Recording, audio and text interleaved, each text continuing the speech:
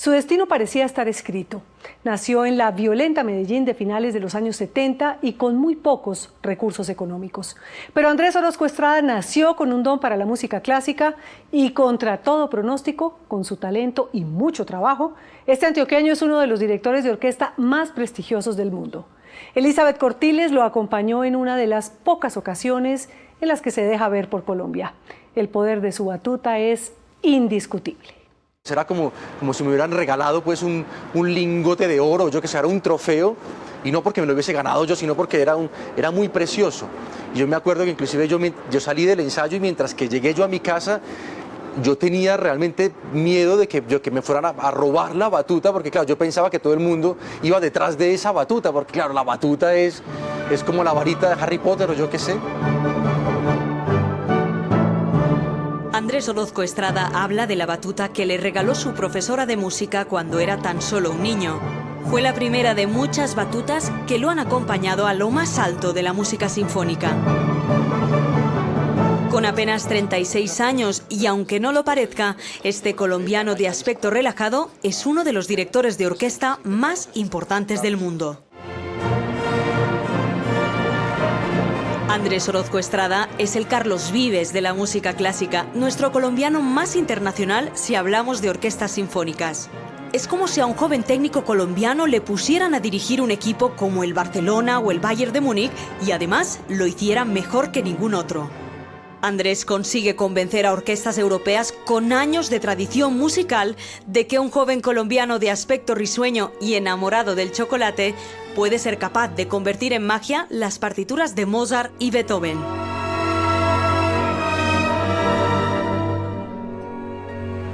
Lo hace con un magnetismo indiscutible y por eso ha dirigido en Francia, Alemania, Austria y un sinfín de orquestas de todo el mundo. Y por si fuera poco, saca tiempo para dirigir la Filarmónica Joven de Colombia, con quien vuelve a ser el niño de 15 años que soñaba en convertirse en el mejor director del mundo. ¿Se acuerdan de la fábula esa del flautista de Hamelin, no? Yo ahí, los ratoncitos, yo me imagino algo así, como que tú vas con ella a oír, y entonces... Es una de las personas de los hits del momento en dirección a nivel internacional. Muy emocional y muy sentimental, y todo el tiempo está tratando de sacar dentro de ti lo mejor que tienes. Transmite una energía a la orquesta que ahí mismo que se para en el podio, ya todo el mundo es como...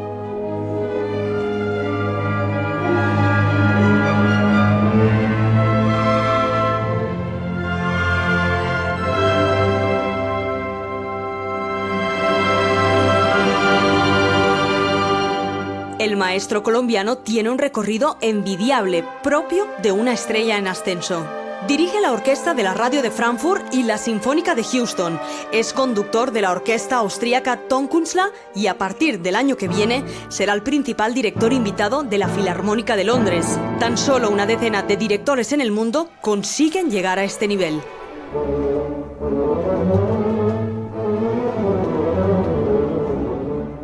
Hay una palabra común en todos y es energía, la energía que usted desprende. ¿De dónde la saca? Lo que más me da mi energía es el contacto con la gente y sobre todo la música, las partituras. O sea, sentarme yo aquí en el hotel o en mi casa, ya estudiando la partitura, revisando, imaginándome, soñando los sonidos, lo que quiero. Ya me lleno de esa ansiedad, de esa ilusión, y ya frente a la orquesta soltar todas esas ideas, toda esa energía y empezar a coger como toda esa masa, digamos, sonora que sale de la orquesta y empezar a formarla todos juntos para ir creando pues como todo ese universo, ese cosmos, y al final pues que lo presentemos a la gente. Esa energía y esas ganas lo mantienen en la élite de los directores de música, pero no es fácil. Hay miles de personas que compiten por su lugar y no es oro todo lo que reluce.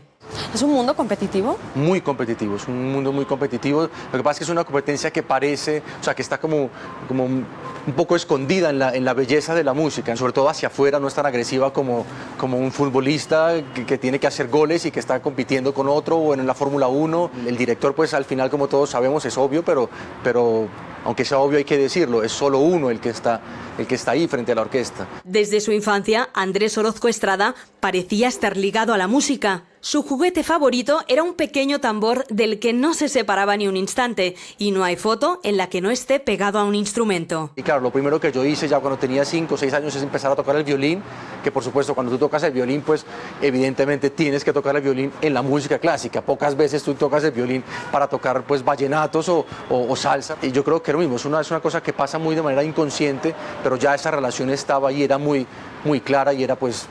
Y se me pegó al alma, digámoslo así. Yo sabía que yo no me iba a poder soltar nunca más en mi vida.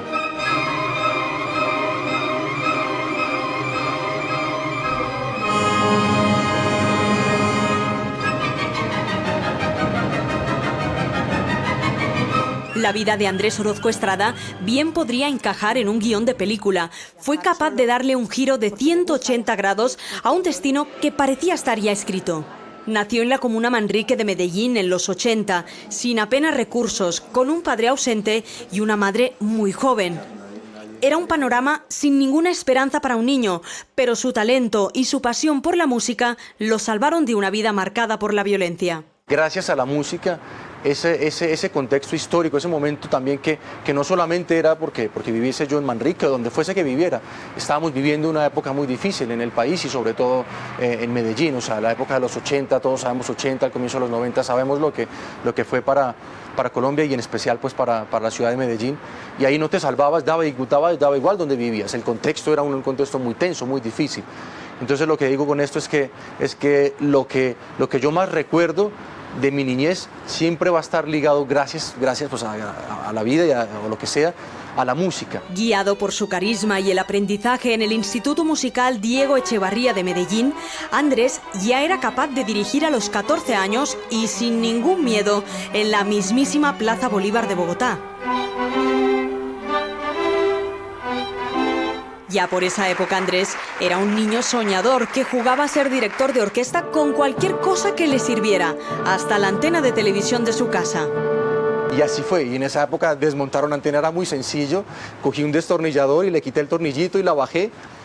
Bueno, mi mamá creo que no se alegró mucho porque claro, no se podía ver más la televisión, y yo siempre lo digo, a mí lo que me gusta de esta anécdota no solo que es muy simbólica, sino que yo estoy convencido que algún momento de la historia de mi carrera inventaré yo y patentaré una batuta con una característica muy particular de la antena, y es que tú la puedes ajustar.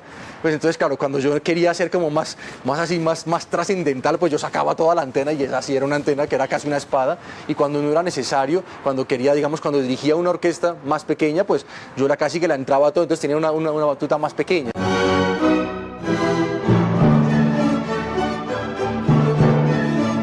Si hubiera un ranking de las 10 mejores orquestas de música clásica, Andrés las habría dirigido prácticamente todas, incluida la Filarmónica de Viena, que muchos consideran la más importante del mundo.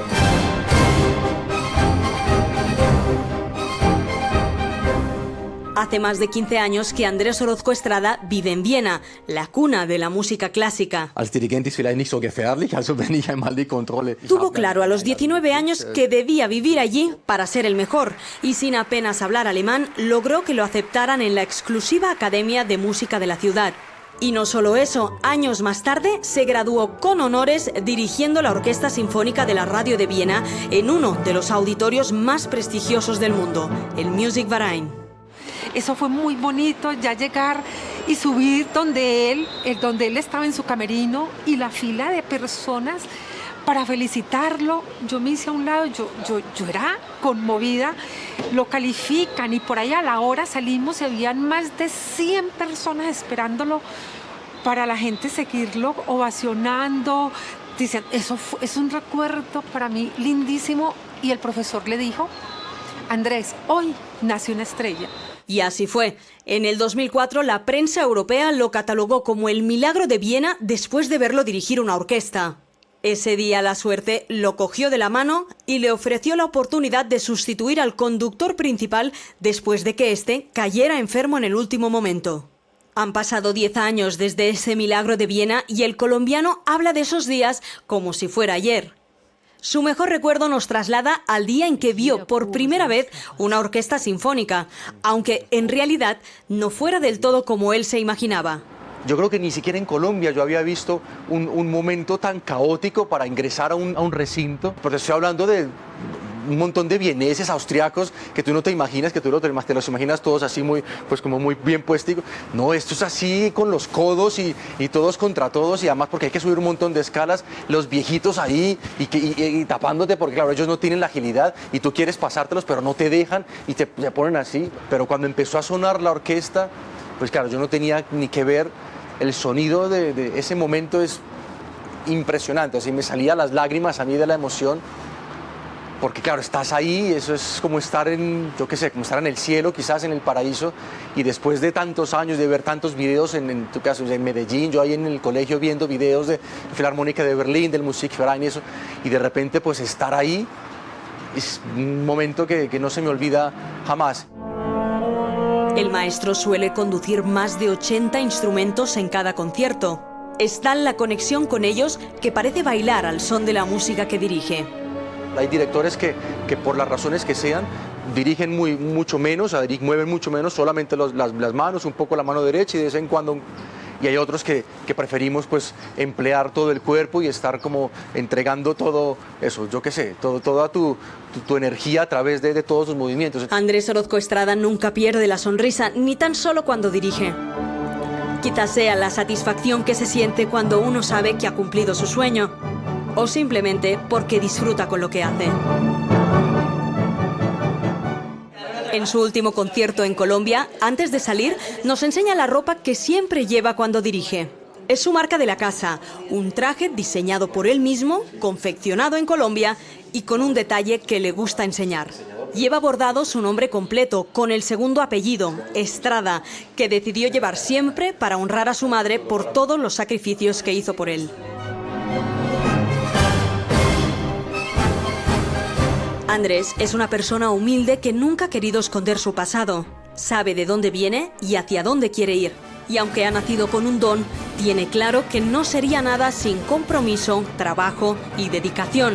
Las tres claves que mueven la música de su corazón y que no dejarán de sonar hasta el final de su obra.